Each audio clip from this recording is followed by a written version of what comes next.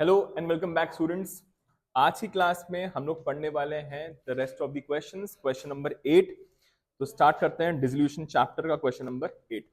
यहाँ लिखा हुआ है Diya and Riya were partners sharing profits and losses equally on 31st March 2021। The balance sheet of the firm was as follows.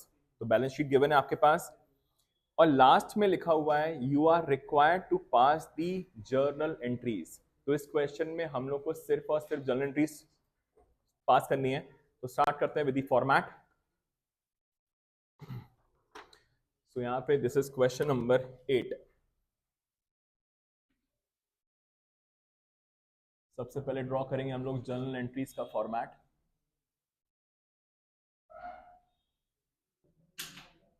So journal entries में सबसे पहली चीज आती है that is your date, particulars, LF, debit and credit. So ये हो गया आपका फॉर्मेट रेडी। इसके बाद अब हम लोग स्टार्ट करेंगे। तो डिसोल्यूशन चैप्टर में सबसे पहली चीज जो होती है that is to empty the balance sheet. तो आपके पास बैलेंस शीट में जो भी आइटम्स होते हैं पहले उसको खाली करना होता है, इसके बाद ही आप अपने एडिशनल इंफॉर्मेशन पे आते हैं। तो यहाँ पे लिखा हुआ है, सबसे पहले स्टार्ट करते हैं हम लोग लायबिलिटीज से। लायबिलिटीज में आपके पास लिखा हुआ है क्रेडिटर्स। तो जितनी भी आपकी एक्सटर्नल लायबिलिटीज हैं वो सब ट्रांसफर हो जाएंगी। तो एंट्री होगी on 2021 31st of March. So it will be creditors account debit, that's 1,20,000। Next लिखा हुआ है रियाज लोन। अब रिया एक पार्टनर है फर्म की, तो वो एक एक्सटर्नल लायबिलिटी नहीं होती है, तो वो यहाँ पे ट्रांसफर नहीं होगा रियलाइजेशन में, इसकी एंट्री नहीं होगी। जनरल रिजर्व हम लोग बांटते हैं तो रियलाइजेशन में नहीं आएगा। इन्वेस्टमेंट फ्लक्चुएशन फंड ये जरूर यहाँ पे आएगा। So next will be investment fluctuation fund account debit and these all will be transferred to realization account। apart from that यहाँ पे अगर आप ध्यान देंगे क्वेश्चन में आपके पास प्रोविजन फॉर डाउटफुल डेट्स भी गिवन है। सो ये प्रोविजन भी यहाँ पे ट्रांसफर होगा। सो ये भी डेबिट हो जाएगा आपका, that is provision for doubtful dates account debit. तो इन्वेस्टमेंट फ्लक्चुएशन फंड गिवन है आपके पास 4,000। इस चीज का ध्यान रखेंगे कि हमेशा ही फंड बढ़ता नहीं है, ये ट्रांसफर हो जाता है। नेक्स्ट है आपके पास 12,000 द प्रोविजन। फिर आएगी आपका टू रियलाइजेशन अकाउंट, क्योंकि ये सब के सब हम लोग ट्रांसफर करते हैं अपने रियलाइजेशन अकाउंट में। तो ये अमाउंट आ जाएगा आपका 1,36,000 रुपीज। Is that okay? ये आपने सबकी सब लायबिलिटीज ट्रांसफर कर दी हैं। सो लायबिलिटीज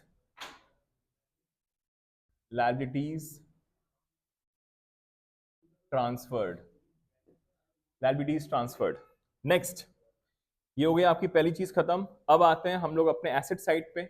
जितने भी आपके एक्सटर्नल एसेट्स हैं that is your outside assets हैं, वो सब के सब जो बिक सकते हैं वो सब ट्रांसफर होंगे आपके रियलाइजेशन अकाउंट में। तो यहाँ पे again on 31st March itself तो एंट्री होगी आपकी, ये सब ट्रांसफर होते हैं डेबिट साइड में। तो रियलाइजेशन अकाउंट डेबिट। टू ये होगा आपका डेटर्स। तो यहाँ पे डेटर्स गिवन है आपके पास 84,000। तो ये आ गया आपका 84,000 की डेटर्स आ गए। नेक्स्ट है आपके पास स्टॉक। तो ये आ जाएगा नेक्स्ट स्टॉक अकाउंट। तो स्टॉक का अमाउंट गिवन है आपके पास 24,000।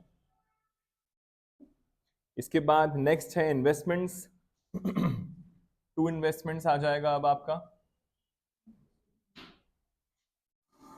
To investments account and the investments have been given to you 36,000।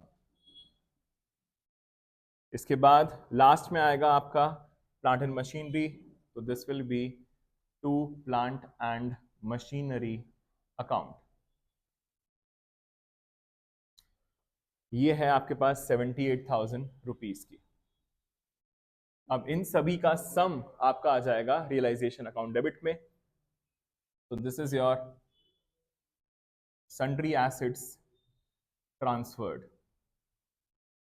Sundry assets transferred. तो सम टोटल कर लेंगे हम लोग, तो ये आ जाएगा आपका 24 + 36, ये हो गया आपका 60, 60 + 84 144, 144 + 78 144, 152, 212, 222। सो ये आ गया आपका 222,000। सो ये पूरे के पूरे आपके एसेट्स और लायबिलिटीज ट्रांसफर हो गए हैं। अब जो एसेट्स आपके बच गए हैं that is cash.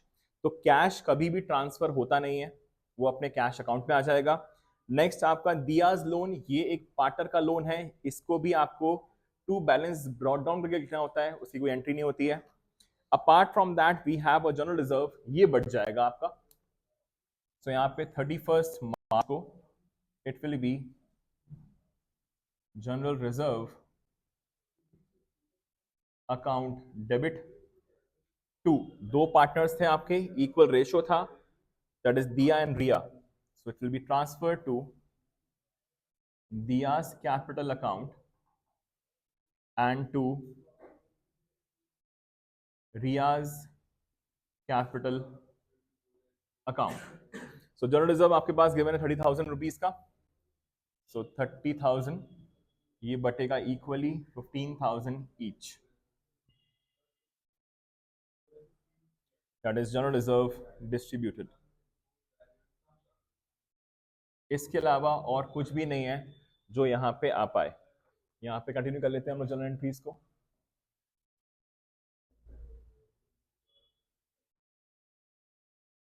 The date, particulars, LF, debit and credit. Next अब आएंगे हम लोग फाइनली अपने एडजस्टमेंट्स पे, एडिशनल इन्फॉर्मेशन। सो यहाँ लिखा हुआ है the creditors were paid by giving them the plant and machinery at a discount of 10% and balance in cash. Okay, तो यहाँ पे आपके पास क्रेडिटर्स देखिए कितने गिवन थे। क्रेडिटर्स जो आपके पास हैं वो हैं 1,20,000 के, और आपके पास प्लांट एंड मशीनरी जो गिवन है वो गिवन है 78,000 का। तो आपने क्या किया, जो आपके पास प्लांट एंड मशीनरी है उसको आपने 10% के डिस्काउंट पर क्रेडिटर्स को दे दिया।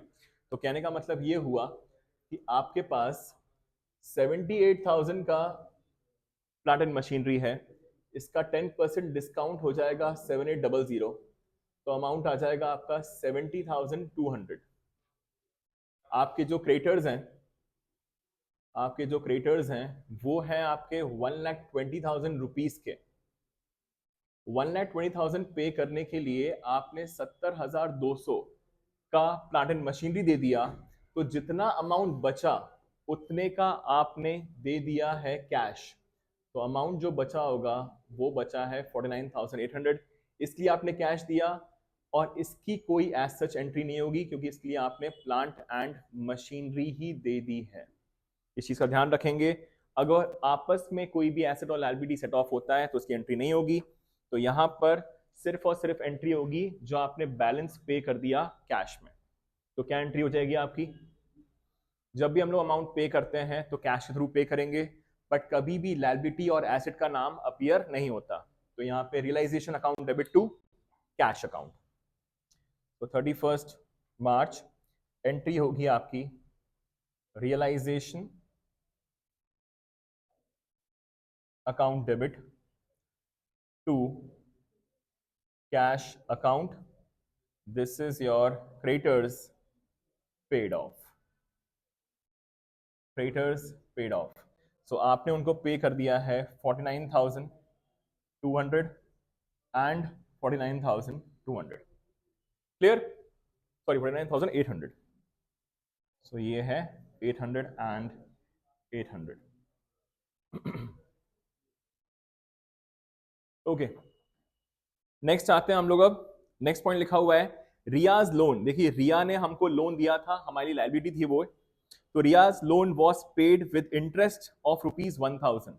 तो आपने रिया को जितना लोन था उसका वो तो आपने पे ऑफ किया ही किया, अपार्ट फ्रॉम दैट आपने एक्स्ट्रा अमाउंट कितना पे कर दिया, 1000।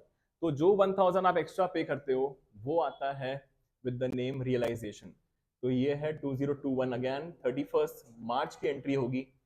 तो this will be Riyaz loan account debit. देखिए ये कोई एक एक्सटर्नल लायबिलिटी नहीं है, क्योंकि एक इंटरनल लायबिलिटी है, इसलिए इसका पेमेंट कहां से हो रहा है, उसी के नाम से हो रहा है। अगर ये एक्सटर्नल लायबिलिटी हो रही होती, जैसे कि यहाँ पे हम लोगों ने क्रेडिटर्स को पेमेंट किया, तो क्रेडिटर्स के लिए हम लोगों ने रियलाइजेशन शब्द यूज किया, बट रिया का लोन हमारी इंटरनल लायबिलिटी है, तो रिया के लोन से आएगा। तो रिया का लोन था आपका 30,000 का, बट आप एक्स्ट्रा 1000 पे कर रहे हो, इसके लिए आप रियलाइजेशन को डेबिट करोगे। सो ये हो जाएगा आपका रियलाइजेशन अकाउंट डेबिट। 1000 आपने एक्स्ट्रा पे कर दिया, एंड अल्टीमेटली जो आपके पास से कैश गया है वो गया है 31,000 rupees. Riyaz loan paid off, Riyaz loan paid off. Next, ये खत्म हो गया आपका सेकंड पॉइंट। थर्ड पॉइंट पे आएंगे। Debtors realise 10% less of the amount due from them.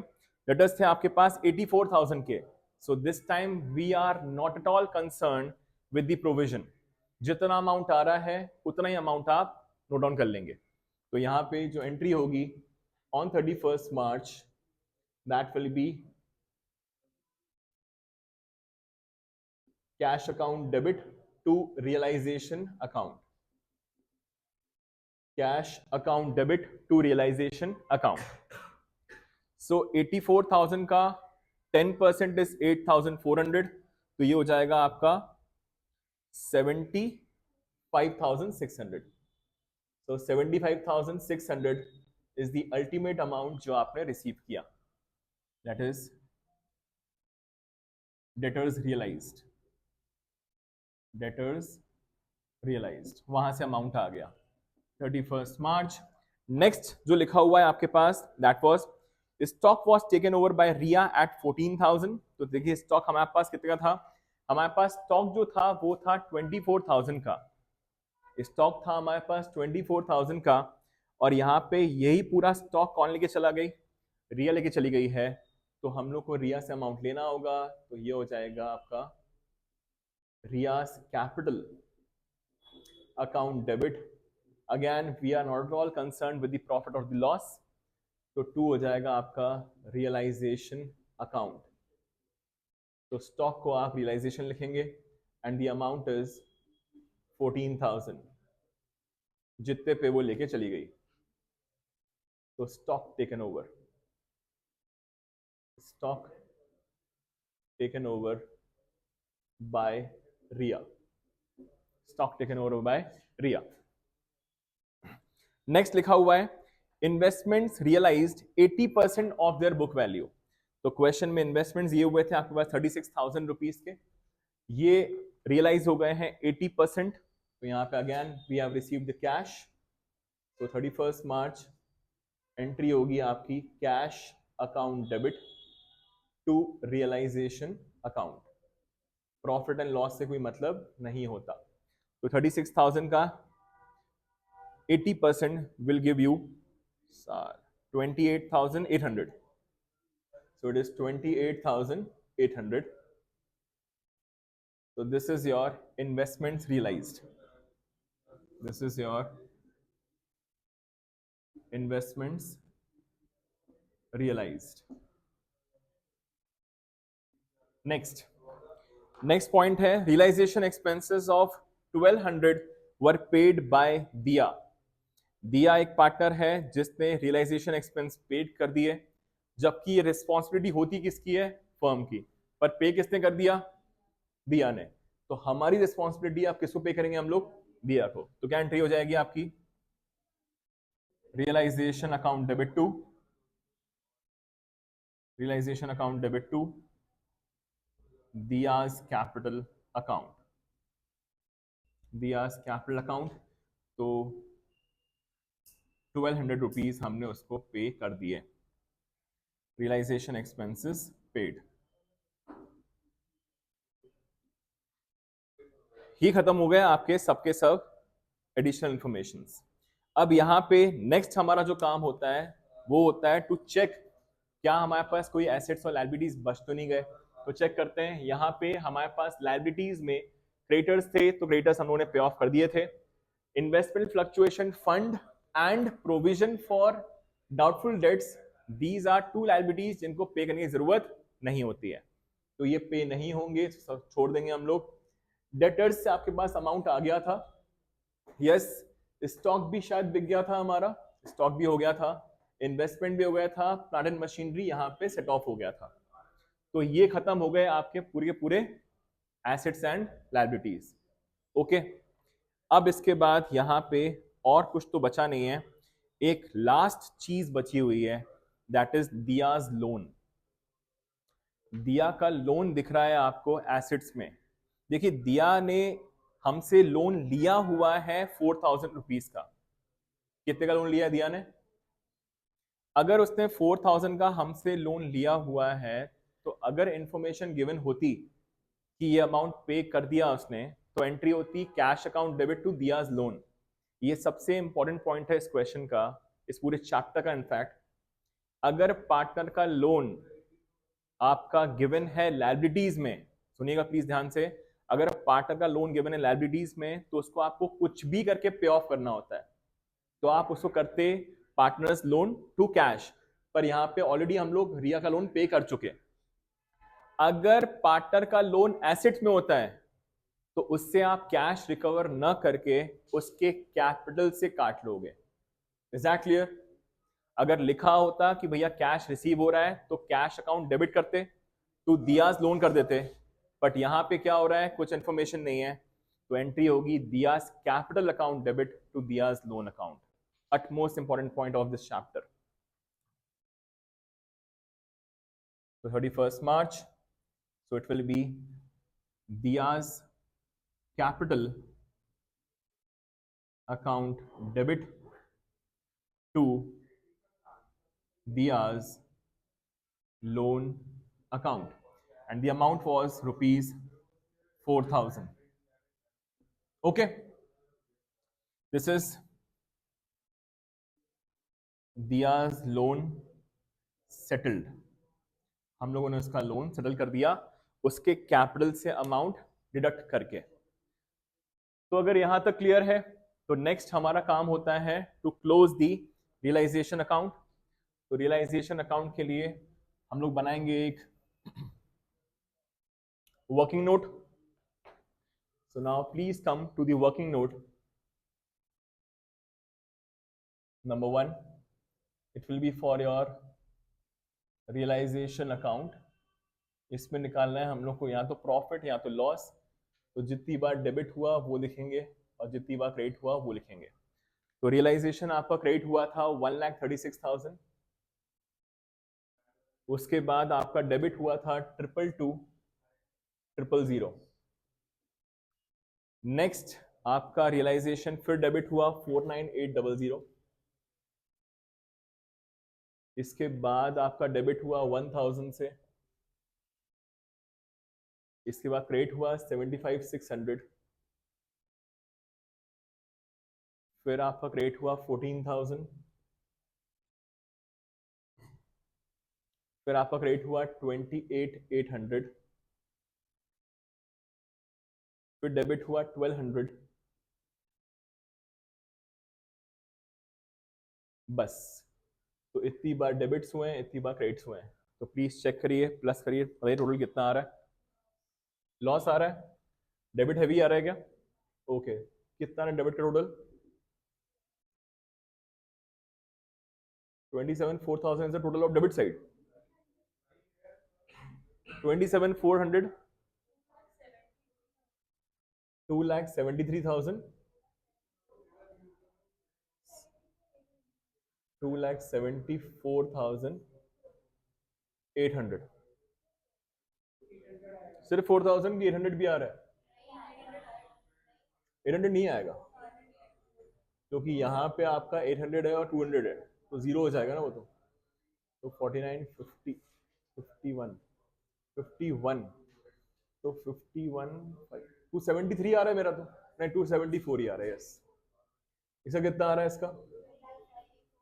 150, 225, 225, 250, 253, 253, 253, 255 आ रहा है क्या? 250, 400, 254, 400, ठीक है, 254, 400, ठीक है। तो यहाँ पे आपका कौन सा साइड हैवी आया? Debit side. तो we have a loss of how much? 19,600 का हम लोग को आ गया है लॉस। अब 19,600 का लॉस आया है तो ये किसके बीच में बटेगा? तो यहाँ पे कौन कौन पार्टनर्स थे आपके? सो एंट्री होगी नेक्स्ट आपकी Riya's capital account debit, Diya's capital account debit to realisation account. Riya's capital to realisation, तो कितना कितना अमाउंट आ जाएगा यहाँ पे? 19,600 को बांटेंगे हम लोग इक्वली, तो ये हो गया 9,800, 9,800 एंड 19,600। क्लियर? अब यहाँ पे ये हो गया आपका लॉस डिस्ट्रीब्यूटेड। अच्छा, अब हमारा नेक्स्ट काम क्या होता है? पार्टनर से कैपिटल क्लोज करना। सो यहाँ पे दूसरा वर्किंग नोट बना लेते हैं यहाँ पे पार्टनर्स कैपिटल अकाउंट का number 2। So this is Riya and the other person is your Diya. तो करते हैं कैलकुलेशन। रिया का सबसे पहले कैपिटल जो आपके पास क्वेश्चन में लिखा हुआ था दैट वाज 60,000 और दिया का है ऑलरेडी 20,000। ये रहे इनके कैपिटल्स। अब जितनी बार क्रेडिट प्लस होंगे तो यहाँ पे 15,000, 15,000 इसमें भी और 15,000 इसमें भी प्लस। इसके बाद उसके बाद रियाज कैपिटल माइनस हो जाएगा 14,000, माइनस 14,000। उसके बाद दिया में प्लस हो जाएगा 1200 और दिया में माइनस हो जाएगा 4,000, माइनस हो गया 4,000। नेक्स्ट है आपकी ये वाली एंट्री, तो माइनस होगा 9800 एंड माइनस होगा 9800। सो 60 प्लस 15 माइनस 14, तो ये हो गया 61। 61 में से कितना आ रहा है ये इसका? पहले वाले that's Riyaz loan account, capital नहीं है वो। सो ये 1, सो 10,000 माइनस कर देंगे इसमें से तो 50, 51,200 आ रहा है क्या? चेक करिए प्लीज। 51,200, ओके। तो ये हो गया आपका 51,200। इसका कितना आ रहा है? सॉरी 22,400। ओके, सो यहाँ पे 20, ये हो गया 10,200, 10, 25, 25, 26,400, 26,400, 22,400, ठीक है। तो ये आ गए इन दोनों के अमाउंट्स। तो लास्ट एंट्री जो होगी that is to pay off the partners. तो एंट्री होगी यहाँ पे आपकी Riya's capital account debit, Riya's capital account debit, Diya's capital account debit to cash account. So 51,200 and 22,400 and ultimately जो अमाउंट होगा ये दैट इज 73,600। तो ये हो गया partners paid off, partners paid off. Okay, so ये खत्म हो गया आपका क्वेश्चन नंबर 8 जिसमें जनरल एंट्रीज मांगी गई थी। देखिए हम लोगों ने पिछले क्वेश्चंस में अलग अलग जनरल एंट्रीज करी थी, इस बार हम लोगों ने पूरा फुल फ्लेजेड क्वेश्चन की जर्नल एंट्रीज कर दी हैं, ठीक है। और कुछ बचा तो ऐसा सच है नहीं इस क्वेश्चन में, सब कुछ आपका हो ही गया, ठीक है। अब आते हैं नेक्स्ट क्वेश्चन नंबर 9 पे।